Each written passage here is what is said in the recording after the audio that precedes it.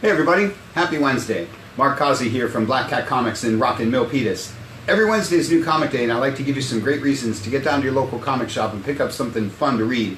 I'm going to flip the script a little bit and start with The Other Guys. It's a pretty small week, but it's a great week. A lot of examples of what all the publishers do really well besides the big name titles that we all talk about all the time.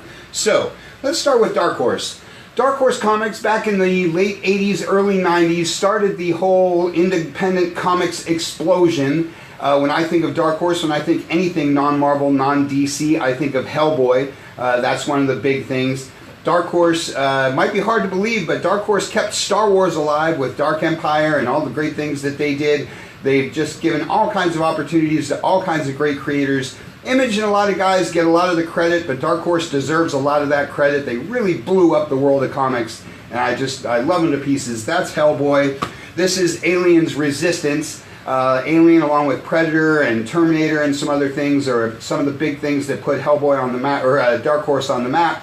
But they did all kinds of other stuff like Concrete and Sin City and all sorts of things. Like I say, just love me some Dark Horse, like Problem of Susan. This is a big old hardcover graphic novel thing from Neil Gaiman and from P. Craig Russell. You know, here at Black Cat we love some Neil Gaiman. I just mentioned Concrete from Dark Horse back in the 90s. Paul Chadwick's in this book. Like I say, Dark Horse just has an endless list of great talent, great books. Everybody should have a Dark Horse book on their list. Jump into Image. Let's talk some Monstrous. This is one of the best books Image does. One of the best books out there. It's been on a bit of a hiatus. They've won tons of Eisners. There's 3 volumes to this. This starts the 4th arc. So grab those other trade paperbacks or grab the Image first reprint of the first issue to see what all of the huge buzz is about this. Everybody knows Image Comics. Everybody knows Image also has an endless range of titles and creators and genres and all kinds of things, like Monstrous, like Die. If you love Walking Dead, Robert Kirkman does a couple of things like this one and like Outcast. Again, Image does all kinds of things besides the superhero stuff. They do, crime and horror and romance, the whole bit. And Oliver is your first issue Gotta Have It Image book of the week, because just about every week there's a first issue Gotta Have It Image book of the week.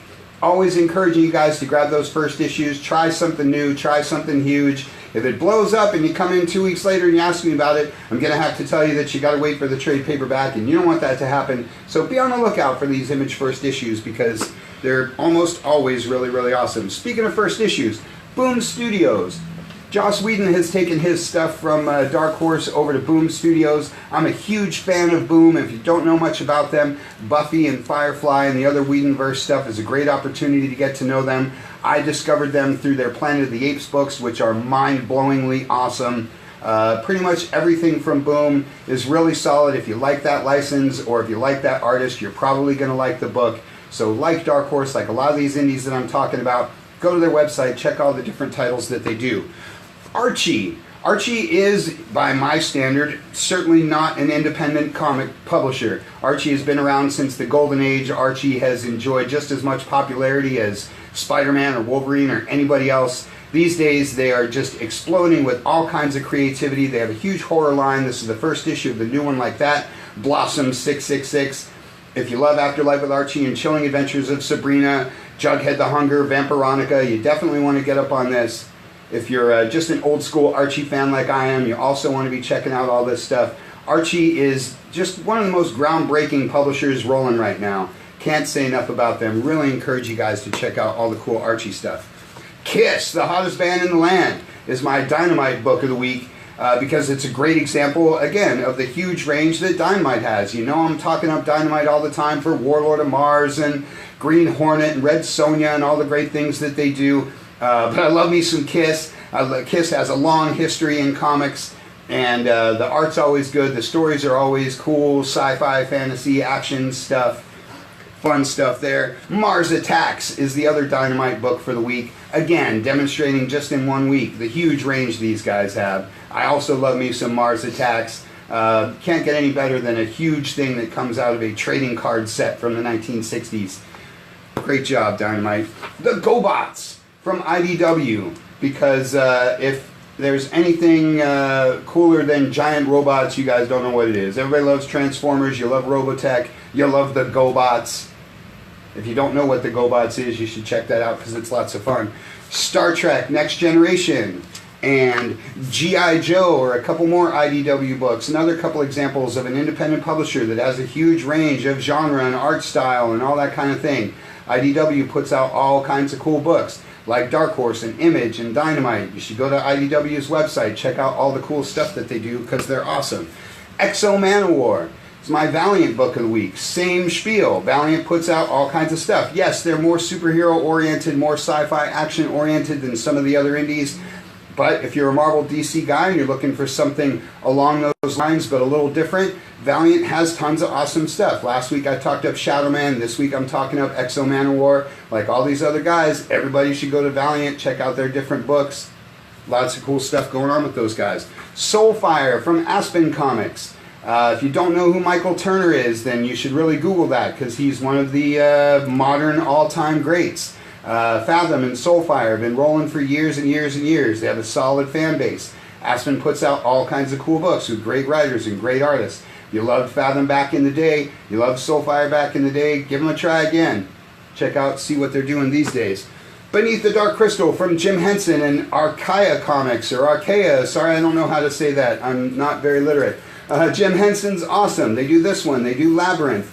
If you love the Jim Henson universe like everybody does, they do a magnificent job with these comics. Beautiful art, great stories, lots and lots of fun stuff. So, like I say, go to those independent publisher sites. Check out all the great stuff that they do. And on to the big two.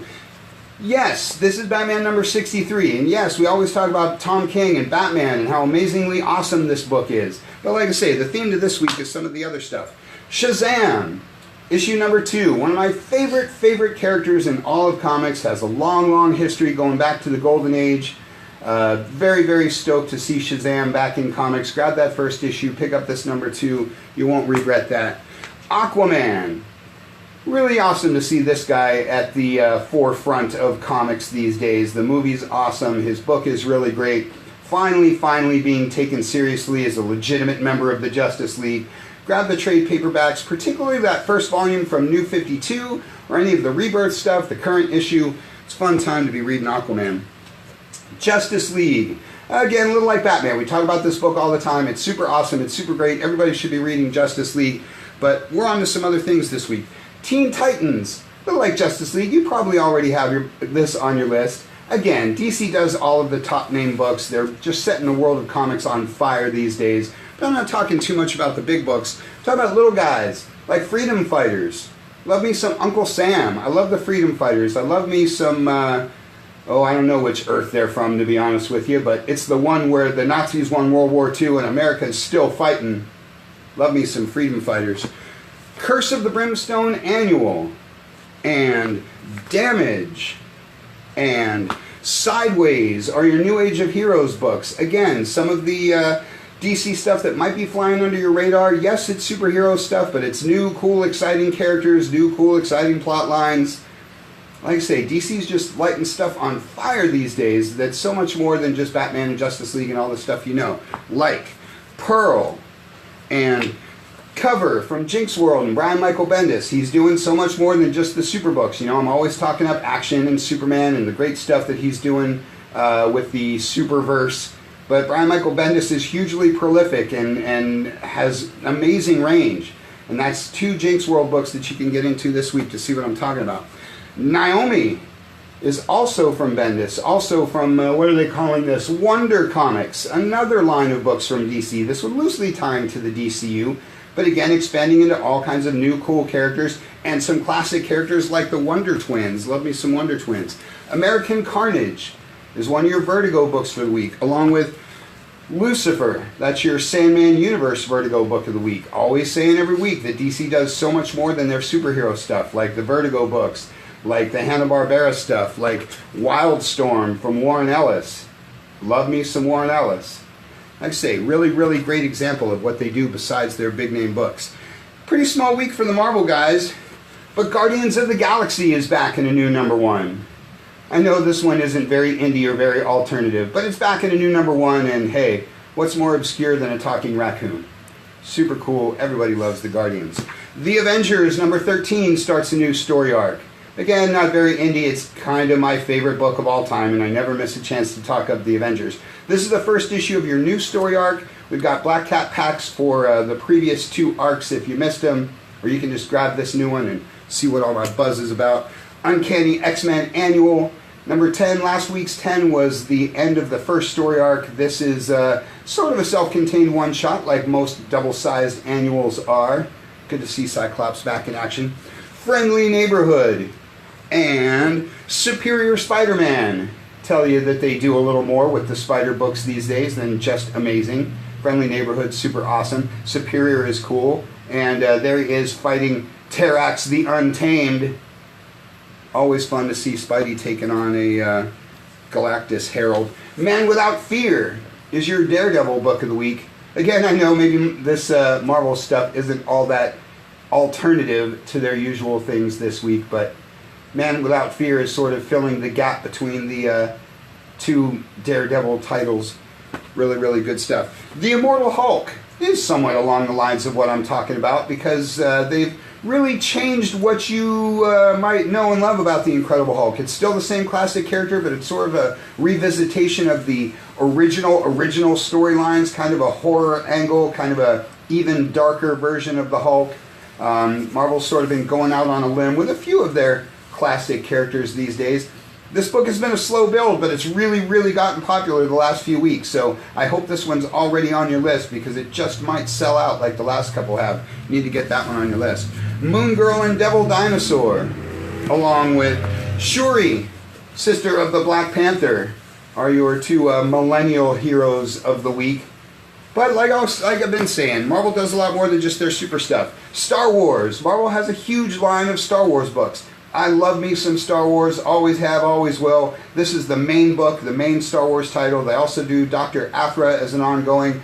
Then they have a few minis. You know, I've been talking up the Age of Republic stuff. If you love Star Wars like I do, you got to jump in on these issues.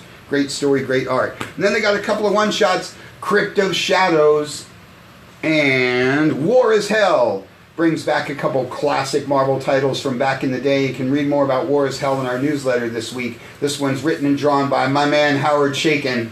I like when he does Marvel stuff because, well, Marvel reins him in from his usual mind-corrupting kind of stuff that he likes to do. But I love War is Hell, and I love revisiting classic Marvel titles. I love some Howard Chaykin, so make sure you grab that. And a good week for the all-ages stuff, too. DuckTales. Everybody loves the Ducks. 2 My Little Pony books. Here's your 2020 one-shot. If you're someone who doesn't know anything about My Little Pony, this is your chance to jump in. If you're a huge My Little Pony fan, then it's an extra little boost to go along with your friendship of his magic. Everybody loves the ponies. And Teen Titans Go rounds out your books for the week, because this is another book that's been exploding in popularity lately, along with to go along with the DC channel and all that good stuff. Lots and lots and lots of great books this week, so check those shipping lists, and like I say, try something a little new this week. Get out, find a new publisher, find a new title, find a new artist, find a new creator, stir up something brand spanking new for yourself. That's all we got for you for this week. You can check us out at black-cat-comics.com, where you can check out our cool Shopify store and find some things in the store that you won't find here in the brick and mortar. Find us on the YouTube channel, our Facebook page, find the SoundCloud or the podcast at soundcloud.com. Just get on down here to the good old brick and mortar in Rock and Milpitas. Thanks for watching. We'll see you next week.